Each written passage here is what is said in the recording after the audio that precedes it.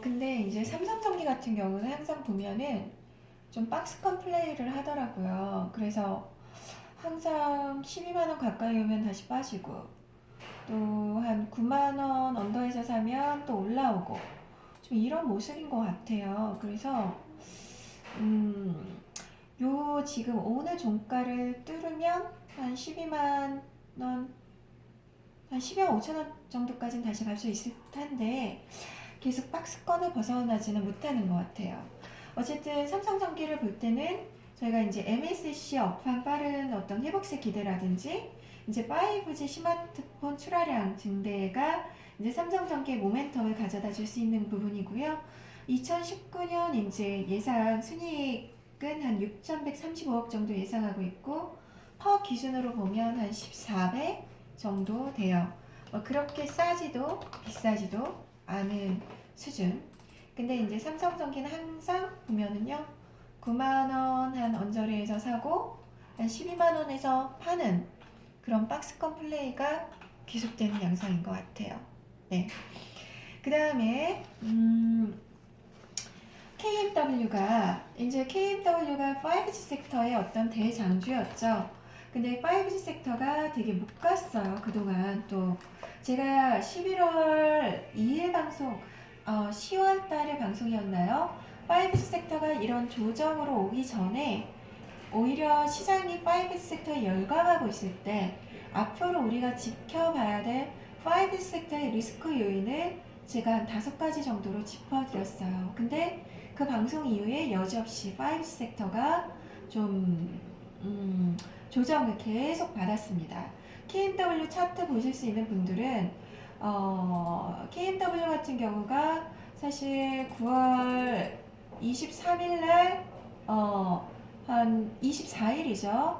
8만원 정도의 고점을 찍고 계속 내리막길을 걸었습니다.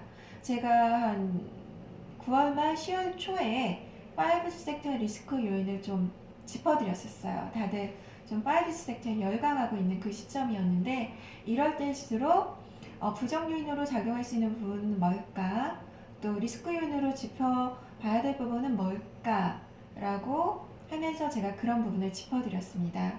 그래서 5G 섹터가 향후 2, 3년간 뭐 거스를 수 없는 대세가 될 수도 있기 때문에 뭐 되게 중요한 부분은 맞지만 앞으로 이런 부정 요인은 분명히 있을 수 있다라고 하면서 제가 한 5가지 정도를 짚어드렸는데 조정을 받았습니다. 그래서 5G 섹터에 대한 투자 전략은 그 시점에 제가 말씀을 드렸던 거가 비중이 엄청 큰 분이라면 분명히 줄일 비중 축소를 할 필요가 있고 5G 섹터를 못 담았던 분들은 이 조정 기회를 틈타서 담대 단기적으로 접근하시는 분들은 트레이딩으로 접근을 하셔야 되고 좀 내가 이 조정 국면을 싸게 담아가려고 하는 분들은 비중은 내가 어떤 심리가 흔들리지 않을 만큼의 비중은 작게 그리고 올해가 아닌 내년 이후로 매도 타이밍을 잡는다고 그런 전략을 가져갈 때 매수하시는 게 좋을 거라고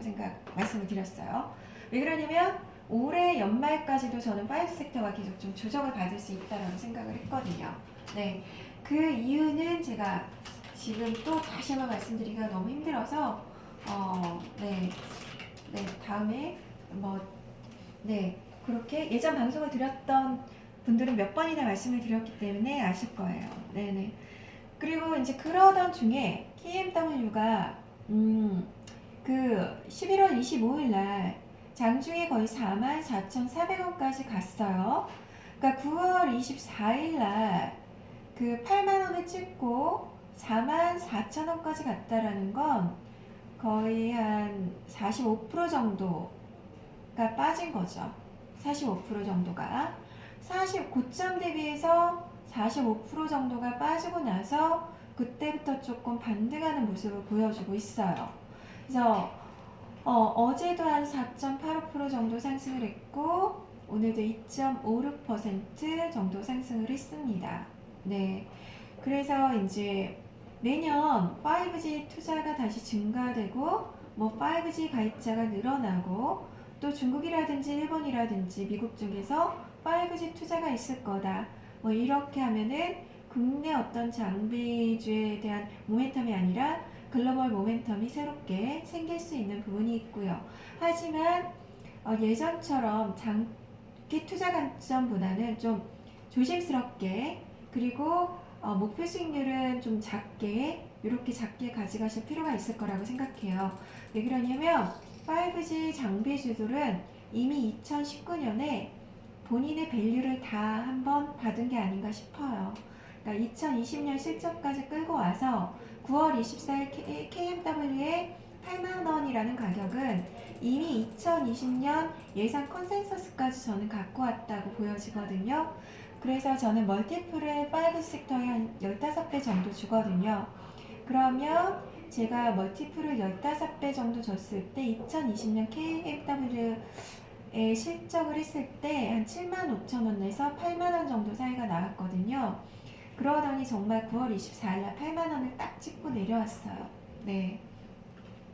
어쨌거나 이제 KMW가 다시 좀 긴 조정을 끝내고 조금 다시 반등을 하고 있다, 이렇게 좀 말씀을 드렸습니다.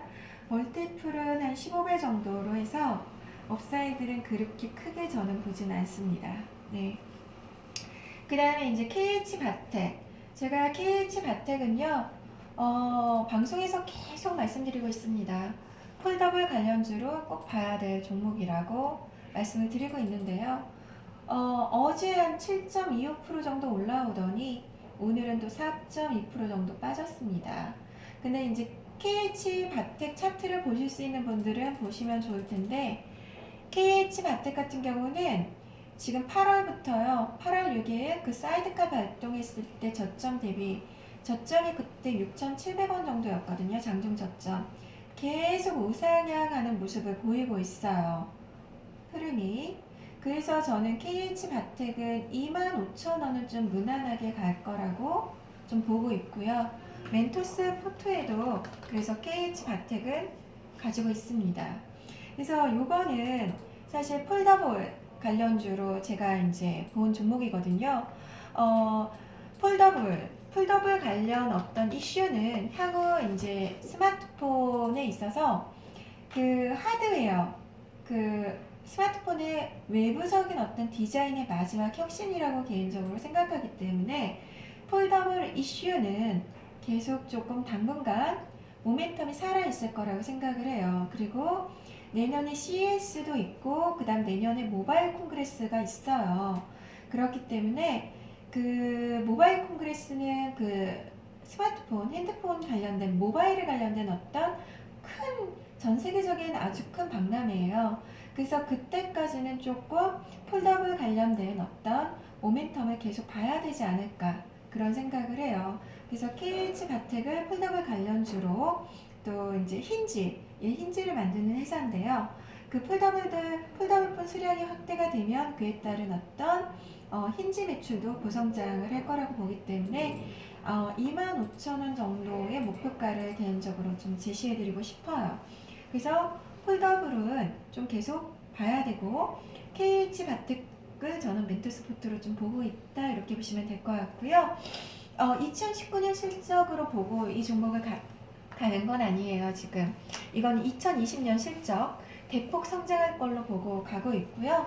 2019년 실적으로는 퍼가 상당히 높죠. 네, 그리고 KH바텍 같은 경우는 사실 2016년에서 2018년까지는 계속 적자를 냈던 기업이고요. 2019년 올해부터 좀 턴어라운드가 되고 있는 종목입니다. 폴더블폰이 이제 삼성 쪽에서 나오면서 이제 실적이 이제 좋아지고 있는 그런 종목이다, 이렇게 보시면 될 것 같아요. 그리고 이제 어제자에 이제 5 섹터가 다시 한번 올라왔어요. 긴 조정을 끝내고.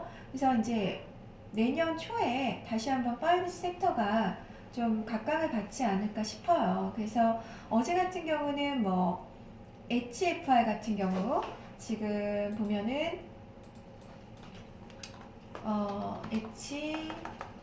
HFR 지금 HFR 같은 경우가 어제 지금 4.35% 정도 올라왔고요.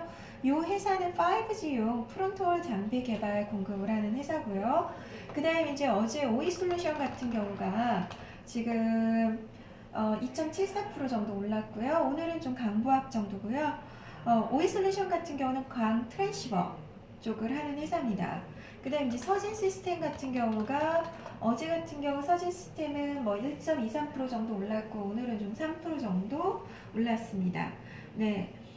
그래서 좀 5G 같은 경우가 좀 긴 조정 끝에 어제부터 조금 네, 괜찮아지는 양상을 좀 보이고 있고요.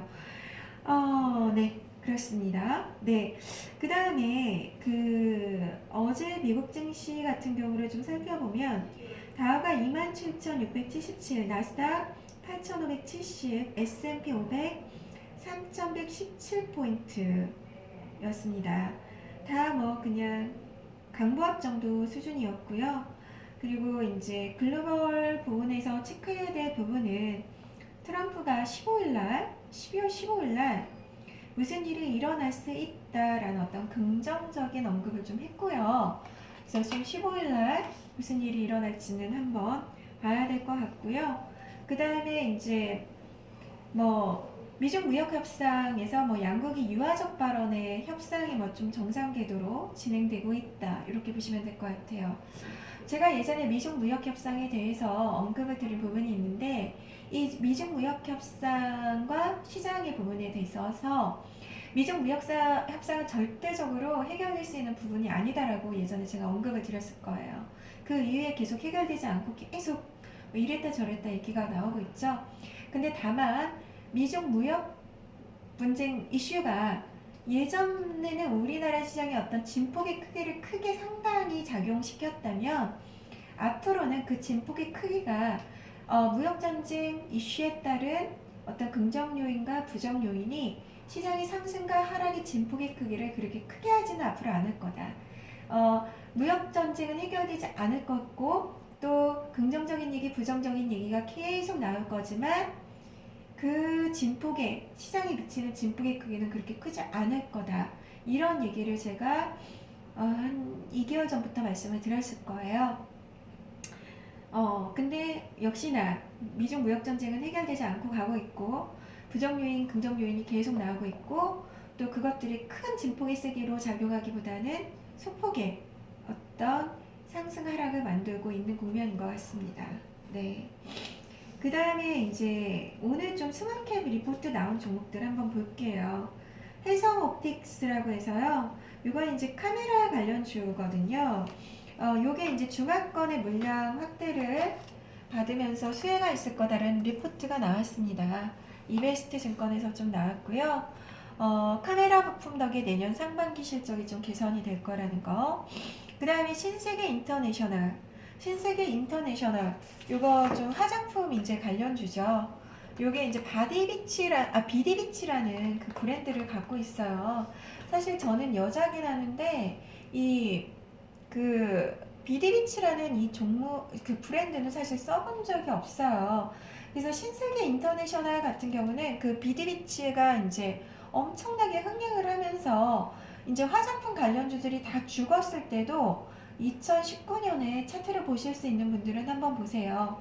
2019년에 연초에 이게 가격이 한 18만원, 17만 5천원 정도 이랬는데 한 2019년 4월 17일날 거의 34만원대까지 갔었던 거의 그러니까 4개월 동안에 2019년 상반기 4개월 동안에 한 100% 정도가 올랐던 종목이에요. 근데 이렇게 올랐던 이유가 그 비디비치라는 그 브랜드가 이제 중국에서 엄청난 흥행을 하면서 이렇게 올라왔었고요. 그리고 다시 그 올라온 것들이 그 4월달 이후부터 계속 내리막길을 걸었어요. 그러면서 그 2019년 8월 8일날 이제 뭐 사이드카 8월 6일 발동할 때까지 계속 내려와서 이때 좀 바닥을 찍고요. 그때가 한 15만원, 5천원대까지 내려온 것 같고 그때부터 조금씩 이제 우상향하는 모습을 다시 한번 보여주고 있습니다. 그래서 뭐 신세계 인터내셔널 같은 경우가 오늘 6.24% 정도 이 리포트 때문에 올라온 것 같은데 그 국내 면세점 및 뭐 중국 내수점포 채널 확장으로 뭐 비디비치와 강군제 효과가 좀 있을 거다라는 어떤 이런 리포트가 NH투자증권에서 있었습니다. 네. 신세계 인터내셔널 실적은요, 2018년 계속 당기순이익은 꾸준히 상승하고 있어요. 매출액은. 근데 성장성 측면에서는 2018년에 좀 가장 큰 폭으로 성장을 한 것 같고요. 그리고 이제 2019년 이제 상반기까지, 2019년 1분기가 또 가장 큰 폭의 성장을 좀 한 것 같아요. 근데 그 이후로부터 성장성은 조금씩 약해지고 있는 게 아닌가 이렇게 좀 보여집니다. 그 다음에 이제 올리패스가 삼성증권에서 리포트를 냈는데요. 올리패스도 RNA 쪽을 건드리는 이제 이런 바이오 기업인데요. 올리패스 같은 경우가 이제 신규 상장주죠. 올해 9월 20날 상장을 했는데요.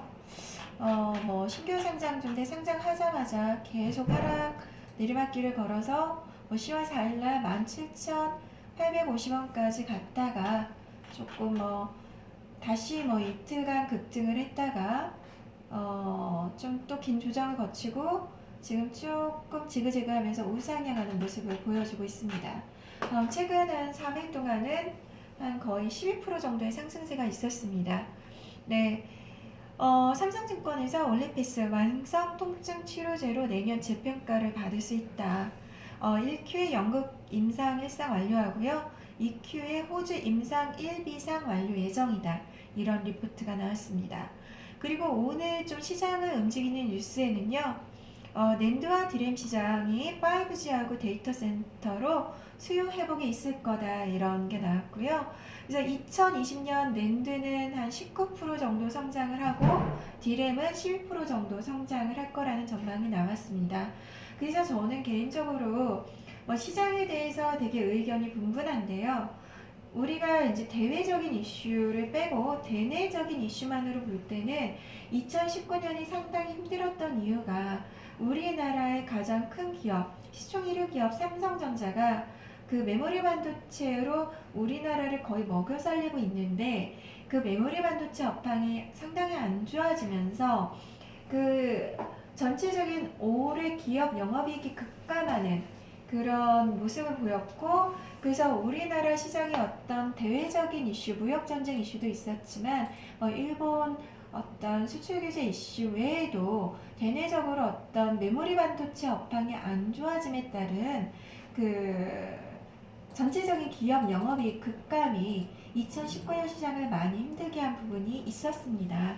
근데 아직 낸드나 디램 가격이 막 올라오고 있고 이런 건 아니지만 근데 이 메모리 반도체 업황은 6개월 정도 선행해서 주가가 움직이거든요. 그래서 삼성전자 같은 경우도 계속 그때 한 8월 달에 비해서 쭉 우상향하는 모습을 보이고 있죠.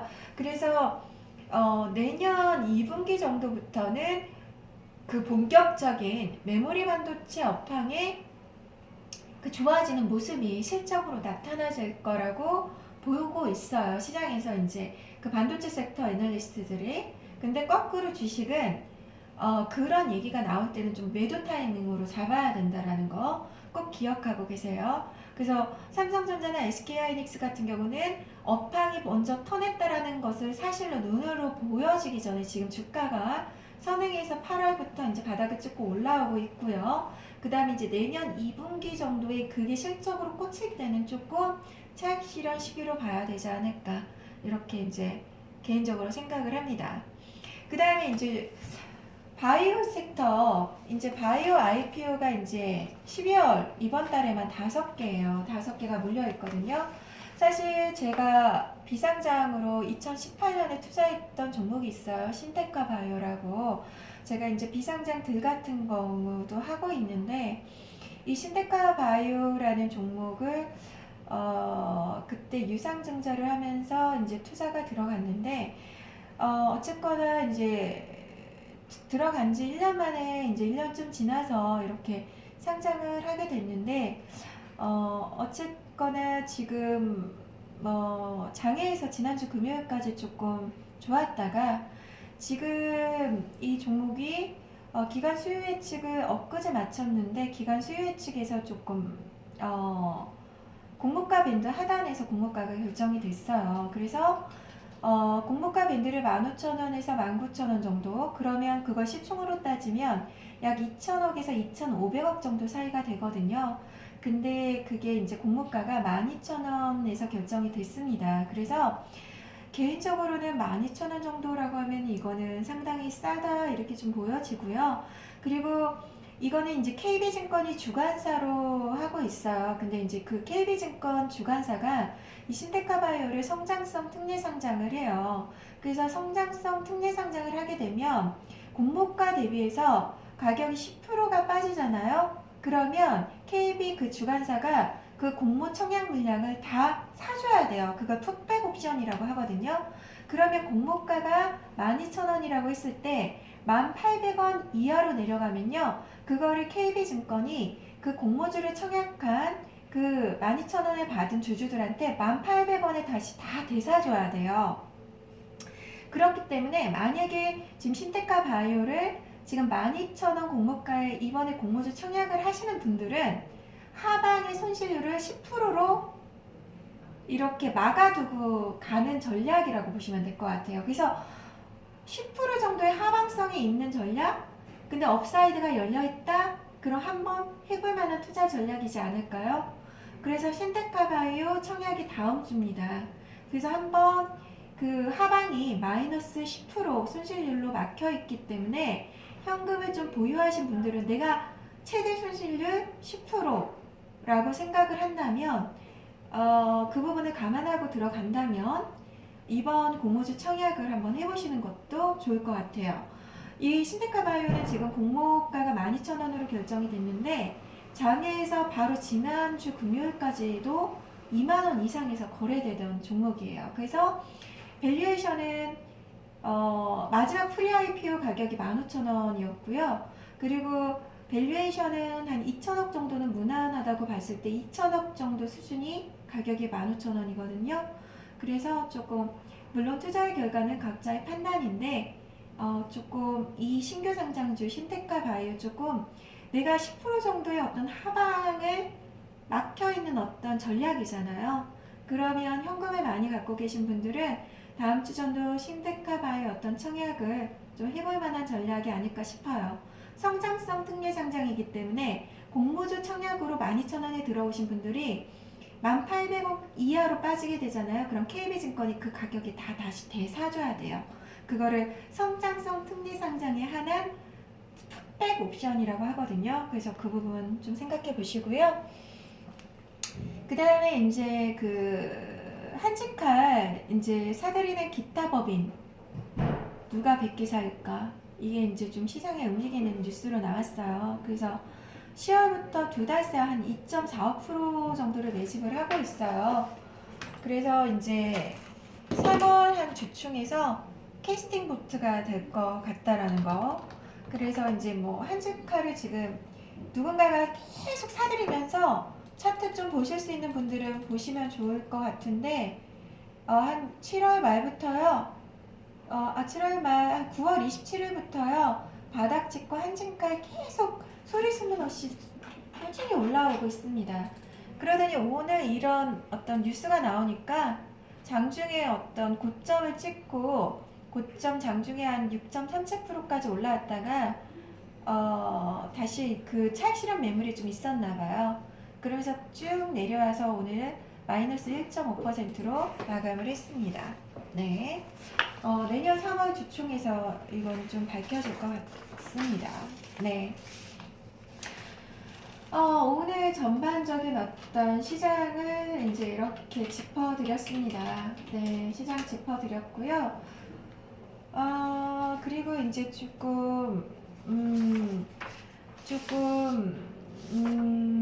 그리고 이번 주에 NH 리츠가 상장을 했죠. NH 리츠. 제가 NH 리츠도 그 방송에서 언급을 드렸어요. 그래서 현금이 있으신 분들은 무조건 다 끌어다가 청약을 하시라고.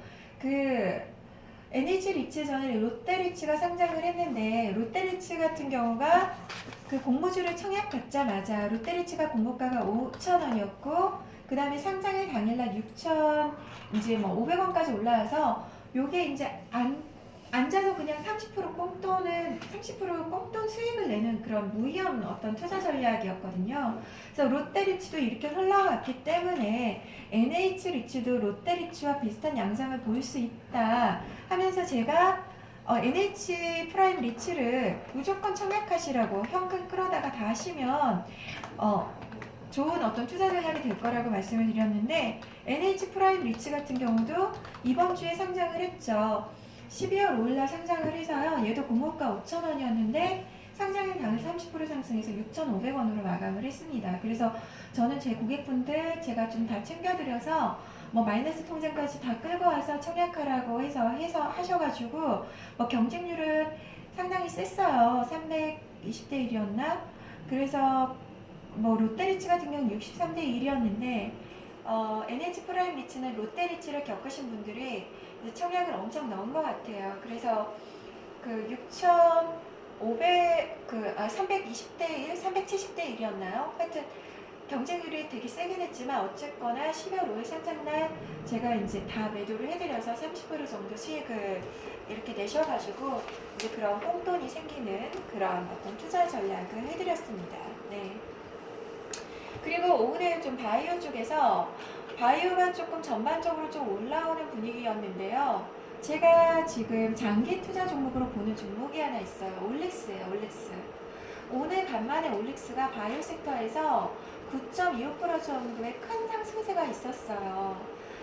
사실 올릭스라는 종목을 제가 투자를 할 때는요, 저는 사실 단기적으로 본 건 아니에요. 올릭스를 제가 이제 투자 시점, 올릭스 사실 비상장 때부터 이제 봤던 기업이긴 한데, 올릭스를 제가 이제 투자 관심으로 이제, 봤었던 거는 사실, 작년부터인데요.